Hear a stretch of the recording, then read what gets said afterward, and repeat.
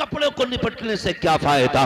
میری قوم کی بیٹیوں ذرا کان کھول کے سنو، آج نہ کوئی نواب کی بیٹی ہے نہ کوئی بادشاہ کی بیٹی ہے، عام طور پر کسان کی بیٹیاں کسان کی بہنیں، مزدور کی بیٹی مزدور کی بہن ہے۔ کبھی تاریخ اٹھا کر کے دیکھو، موت اتنا بڑا شانہا ہے، یہ کسی دروازے سے خالی نہیں لوٹا فرشتہ، جس دروازے پہ آیا کہ کسی کو لے کے گیا ہے، جس دروازے پہ آ گیا ہے کسی نہ کسی کو ساتھ لے کر کے گیا ہے۔ آج ہوتا یہ ہے مرنے کے بعد شوہر سے معافی مانگی جاتی ہے، کاش اس کی زندگی میں معافی مانگ لی ہوتی، جیتے جی معافی مانگی ہوتی۔ آؤ جینے کا طریقہ کیا ہے پوچھو نبی کی بیٹی سیدہ طیبہ طاہرہ عابدہ زاہدہ حضرت فاطمہ زہرا سے۔ جب وصال کا وقت آیا ہے، آپ نے صبح اٹھنے کے بعد پورے گھر کے اندر صفائی کی، حضرت علی اندر آئے، کیا دیکھتے کہ پورے گھر میں حضرت فاطمہ صفائی کر رہی ہے، دیکھ کے مسکرا دیتے ہیں، لگتا کہ خاتون جنت کی طبیعت درست ہو گئی ہے۔ حضرت فاطمہ زہرا نے کہا تھا اے علی میں نے سارے کپڑے دھل دیے ہیں، آپ کے سر پہ جو عمامہ ہے یہ باقی رہ گیا ہے، یہ بھی دے دیجئے گا۔ حضرت علی نے وہ بھی اتار دیا، اس کے بعد شہزادوں کو غسل دیا، دینے کے بعد جب سرما لگایا، بالوں میں تیل ڈالا، رونا شروع کر دیا بیٹوں کو دیکھ کر کے۔ حضرت مولا کائنات نے کہا تھا فاطمہ خیر تو ہے، آج سے پہلے بھی بیٹے نہلائے ہیں لیکن کبھی آنسو نہیں بہائے، آج سے پہلے بھی بیٹوں کو دولہا بنایا ہے لیکن کبھی آنکھ میں آنسو نہیں آئے۔ خاتون جنت بتا تو سکی آج رونے کی وجہ کیا ہے؟ خاتون جنت کہتی ہے اے علی آج تہجد پڑھنے کے بعد میں فجر کے انتظار میں مصلی پہ بیٹھی تھی، میری آنکھ لگی خواب میں میرے مصطفیٰ تشریف لائے تھے، آنے کے بعد کہا تھا اے میری فاطمہ تو نے 6 مہینے میری جدائی میں گزارے گئے، فاطمہ وقت آ گیا ہے اب تو مجھ سے ملاقات کرنے والی ہے۔ کہا علی بابا آئے تھے اور کہہ کے گئے تھے اے فاطمہ تجھے سحری علی کے دسترخوان پہ کھانا ہے اور افطار محمد کے دسترخوان پہ کرنا ہے۔ کہا علی بابا آئے تھے مجھے دنیا سے جانا ہے، میرا وقت آ گیا ہے۔ حضرت علی کی آنکھ میں آنسو آ گئے، ماں نے بیٹوں کو تیار کیا، کہا جاؤ نانا کے مزار پہ سلام کر کے آؤ۔ جب شہزادے نکل جاتے ہیں اب سن میری بیٹی قوم کی شہزادی ہو، اب سینے پہ ہاتھ رکھ کے میری بات سننا، خاتون جنت کون ہے جن کے بارے میں میرے نبی نے کہا تھا میری بیٹی وہ ہے جس کو رب نے جنتی عورتوں کا سردار بنایا ہے، یہ وہ خاتون جنت ہے جن کے بارے میں نبی نے کہا تھا فاطمہ میرے جگر کا ٹکڑا ہے، یہ وہ خاتون جنت ہے اللہ اکبر جن کے لیے جنت سے جبریل جوڑے لے کے آتے رہے ہیں، یہ وہ خاتون جنت ہے جن کے دسترخوان پہ جنت کا کھانا ملتا رہا ہے اللہ اکبر۔ حضرت سیدہ فاطمہ نے کہا تھا علی آج کچھ مانگنا چاہتی ہوں، وہ فاطمہ جس نے پوری زندگی شوہر سے کچھ نہیں مانگا آج کہتی ہیں کچھ مانگنا چاہتی ہوں، علی بھی خوشی سے مچل جاتے ہیں فاطمہ مانگو تو سکی، کبھی کچھ مانگا ہی نہیں، ایک دن سیب مانگ ایک دن انار مانگا تھا وہ بھی کسی سائل پہ چلا گیا تھا، مانگو نا آمینہ مانگو نا فاطمہ کیا مانگنا چاہتی ہو؟ تو سنے میری بیٹیوں حضرت فاطمہ نے حضرت علی کا ہاتھ پکڑا، صحن سے اندر آئیں، بستر پہ بیٹھی اپنی جھولی پھیلائی، کہا علی ایک ہاتھ سے ذرا تم اس میرے دامن کو پکڑو، دوسرے ہاتھ اپنے ہاتھ میں خاتون جنت کا لیا، حضرت علی کا ہاتھ خاتون جنت نے اپنے ہاتھ میں لیا، کہا علی آج جو مانگوں گی دیا جائے گا، مانگ فاطمہ کیا چاہیے؟ خاتون جنت نے کہا تھا سنیں ذرا غور سے، کہا تھا علی مجھ سے کوئی غلطی ہو گئی ہو تو معاف کر دیا جائے، اتنا سننا تھا چیخ نکل گئی حیدر کرار کی، شیر خدا پھوٹ پھوٹ کے رونے لگ گئے، فاطمہ کیا بات کہہ رہی ہو؟ کہا علی پوری زندگی اتنی آپ کے ساتھ گزاری ہے، آج تک آپ نے اتنے کاموں کا حکم دیا مجھے یاد تو نہیں لیکن ہو سکتا ہے کبھی آپ نے مجھ کو کھانے کا حکم دیا ہو، میں نے دیر کر دی ہو، کپڑے دھونے کا آرڈر دیا ہو، مجھ سے تاخیر ہو گئی ہو، کسی کام کا حکم دیا ہو مجھے دیر ہو گئی ہو، اے علی جانے انجانے میں کوئی تکلیف پہنچی ہو تو معاف کر دیا جائے۔ حضرت علی کی آنکھ میں آنسو، کہنے لگے شہزادی سرور کونین ہو، اے فاطمہ تم نبیوں کے سردار کی بیٹی ہو، اے فاطمہ تمہیں تو شہزادی کی طرح رکھنا چاہیے تھا، پوری زندگی میرے گھر کے اندر فاقے کے ساتھ گزاری، آج تک شکوہ نہیں کیا، فاطمہ معافی تو مجھے مانگنی چاہیے۔ کہا نہیں علی ایسا نہ بولیے، میں بیوی ہوں آپ میرے سرتاج ہو، مجھے ڈر لگ رہا ہے کہیں قیامت کا دن مصطفیٰ کے آگے رسوا نہ ہونا پڑ جائے، اے علی میری خطا معاف کر دی جائے۔ اللہ اکبر، وہ نبیوں کی سید الانبیاء کی بیٹی ہو کر کے حضرت علی سے جیتے جی معافی مانگ رہی ہے، آج 24 گھنٹے شوہر کی نافرمانی کرنے والی ایک بار شوہر سے نہیں کہتی ہے کہ کوئی غلطی ہو گئی ہو تو معاف کر دیا جائے، جب مر جاتا ہے تب کپڑے کپڑے نوچنا شروع کرتی ہے. اے میری بہن اب کپڑے نوچنے سے کوئی فائدہ نہیں ہے. اب حساب کتاب کا دفتر، اب عمل کا دفتر بند کیا جا چکا ہے. اب یہ قیامت میں کھولا جائے گا.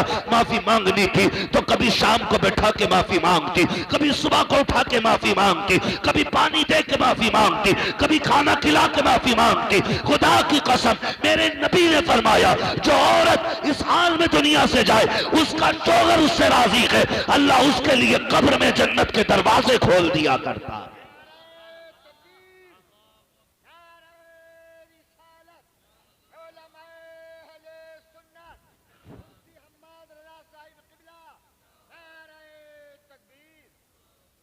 ہم تو معافی بھی تب مانگ رہے ہیں نا جب کام ختم ہو گیا. بھائی جیتے جی معافی مانگو. کسی کا دل دکھ گیا ہے نا اپنی زندگی میں رفع دفع کر لو. بڑا مسئلہ ہے، بڑا مسئلہ ہے. اگر سمجھ میں آ جائے نا حقوق کیا چیز ہے. یاد ہے نا تاریخ میرے نبی نے جب آخری خطبہ ارشاد فرمایا تھا جمعے کے دن میں، اور آقا کریم نے فرمایا تھا نا ایک دن فرمایا تھا بلال سارے لوگوں کو خبر کر دو کہ میں نے بلایا ہے. جب مدینے میں یہ آواز گونجی حضور بلا رہے، ایک ایک بچہ نکل کے آ گیا تھا، ایک ایک بچہ. اور پھر حضور نے کہا تھا بتاؤ میں نے خدا کا پیغام تم تک پہنچایا کہ نہیں؟ سب نے کہا تھا بے شک. اس کے بعد آقا کریم کے جو جملے تھے جن کا مفہوم یہ ہے، میرے نبی نے فرمایا تھا لوگوں میں اپنے رب سے اس حال میں ملاقات کرنا چاہتا ہوں کہ مجھ پہ کسی کا ذرہ برابر بھی حق نہ ہو. کس نے کہا تھا؟ نبیوں کے امام نے کھڑے ہو کے کہا تھا جس کا مجھ پہ حق ہے وہ لے لے. سناٹا تھا. ایک بندے نے کھڑے ہو کے کہہ دیا تھا یا رسول اللہ میرا حق ہے. میرے نبی نے فرمایا کیا؟ کہ حضور ایک بار آپ صفے سیدھی فرما رہے تھے، آپ کے ہاتھ میں درہ تھا، کوڑا تھا، وہ میرے لگ گیا تھا، مجھے اس کا بدلہ چاہیے. سوچے تو صحیح، میرے حضور یہ نظام قائم کر رہے ہیں زمین پہ، یہ نظام قائم کر رہے ہیں کہ مجھ پہ کسی کا حق ہو تو لے لیا جائے، مجھ پہ کسی کا حق ہو تو لے لیا جائے. اور یہ نظام قائم کیا میرے نبی نے. کھڑے ہو گئے یا رسول اللہ میرا حق ہے. اتنی بات کہی نا تو حضور نے فرمایا کیا حق ہے؟ کہ آپ کا کوڑا میری کمر پہ لگا تھا. تو نبی نے فرمایا اپنا بدلہ لے لو. کہنے لگے وہی کوڑا چاہیے جو اس دن لگا تھا. انصاف دیکھیے، انصاف دیکھیے. میرے نبی نے فرمایا سلمان جی یا رسول اللہ کا جاؤ میری بیٹی کے گھر چلے جاؤ، ان کے گھر پہ وہ کوڑا رکھا ہوا ہے لے کے آؤ. حضور کو بخار اتنا تیز تھا کہ ہاتھ چہرے پہ نہیں رکھا جاتا تھا. یہ ان دنوں کی بات نہیں کر رہا ہوں جن دنوں میں حضور صحت مند تھے، اس دن کی بات کر رہا ہوں جب حضور کی وفات کا وقت آیا تھا. اتنی تیز بخار تھا ہاتھ متھے پہ نہیں رکھا جاتا تھا. ہاں حضور نے فرمایا لے اپنا بدلہ. وہ جب سلمان فارسی خاتون جنت کی چوکھٹ پہ گئے، کون ہے؟ کہا سلمان آیا ہے. کہا کیوں؟ کہا وہ جو کوڑا آپ کے پاس ہے حضور کا وہ دے دیا جائے. سلمان چچا اس کوڑے کی کیا ضرورت پڑ گئی؟ جب انہوں نے بتایا کہ حضور نے اعلان کیا مجھ پہ کسی کا حق ہے تو وہ لے لے. کہا ایک صحابی ہے وہ اپنا بدلہ لینا چاہتے ہیں، کیا کہنا چاہتے ہو؟ کہ انہوں نے کہا حضور کے ہاتھ سے ان کی کمر پہ کوڑا لگا تھا، آج وہ اس کوڑے کے ذریعے اپنا بدلہ لیں گے. بیٹی تو بیٹی ہوتی تڑپ گئی. کہا ٹھہرو. اندر گئی شہزادے چٹائی پہ سو رہے تھے، اٹھایا کوڑا ہاتھ میں لیا. لینے کے بعد فرمایا جاؤ شہزادو تم سو رہے ہو، کسی نے نانا سے کوڑے کا بدلہ مانگ لیا ہے. تمہیں پتا ہے نا میرے بابا کی طبیعت خراب ہے، کوئی بھی قیمت دینی پڑے شہزادو قیمت ادا کر دینا، ایک کوڑا میرے بابا کے بدن پہ نہیں لگنا چاہیے. شہزادے آ گئے تھے. بات طویل ہو جائے گی، میں بس بتانا یہ چاہتا ہوں حضور نے اس دن انصاف قائم کیا.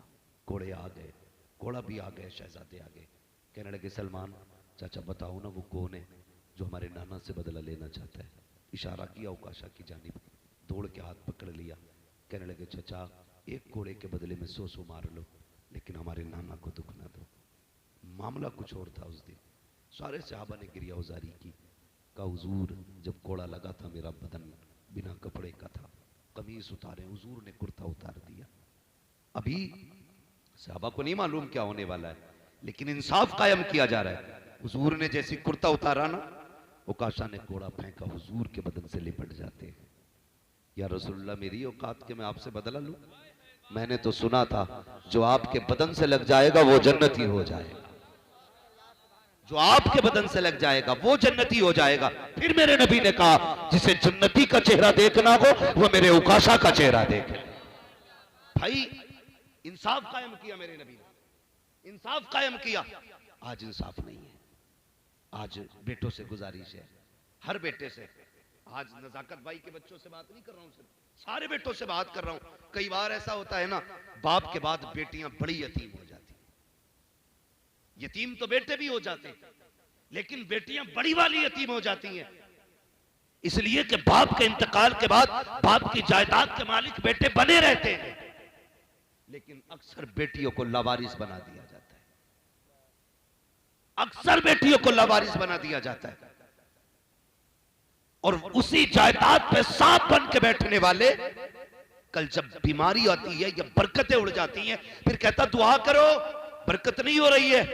خدا کی قسم کسی کا بچانے سے دولت نہیں آتی ہے، بلکہ کسی کا حق اسے کھلانے سے برکت اللہ عطا فرمایا کرتا ہے. اکثر ہوتا کیا ہے، برا نہ ماننا، یہ بھی بات کڑوی ہے. اکثر ہوتا ہے یہ باپ کے انتقال کے بعد بھائی بہنوں کو چھوڑ دیتے. کئی بار بھابیاں بڑی ایکٹیو ہو جاتی ہیں،